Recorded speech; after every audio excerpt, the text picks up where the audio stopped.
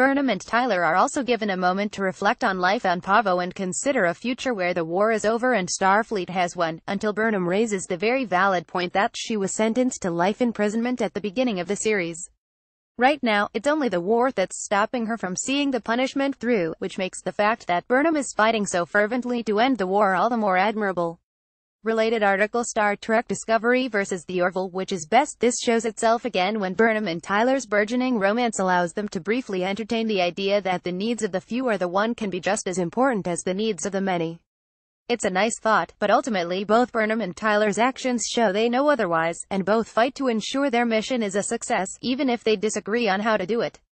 With Saru drawn in by the peaceful planet, Tyler takes over as senior officer and shows a desire to go against Starfleet protocol if it suits them.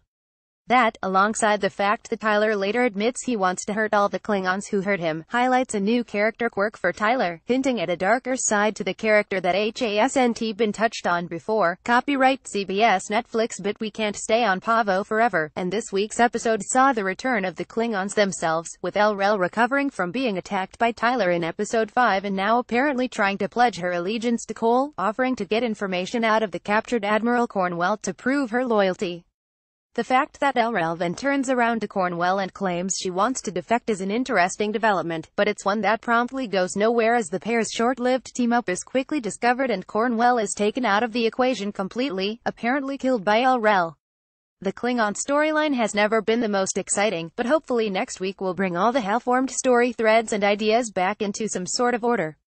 El-Rel clearly has a bigger role to play. She's appeared conveniently throughout the series with ties to several characters, from smuggling VOQ away from Cole's vengeful plans to forming an attachment to Tyler during his Klingon imprisonment. Considering her connection now to Admiral Cornwell too, and having shared with Cole the knowledge that Discovery is Starfleet's biggest weapon, El-Rel is going into the finale a key player.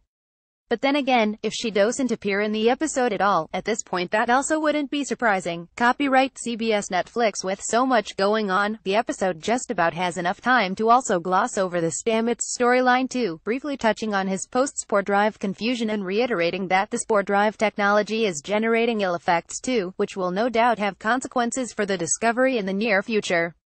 More disappointing than moving over this storyline so quickly though is the fact that Stamets also reveals that sometimes he doesn't know where or when he is, which introduces some gloriously sci-fi ideas but doesn't leave the audience with a lot of time to enjoy them. Si vis pacem, Parabellum may have been a choppy episode, but it has led the series into its mid-season finale on a strong note and set up the scene for an epic confrontation between the Discovery and the Klingons to follow. Although, as strong as the characters are when they are given the spotlight and individual stories, here's hoping that Into the Forest I Go is the one to bring the entire ensemble cast together in a powerful way.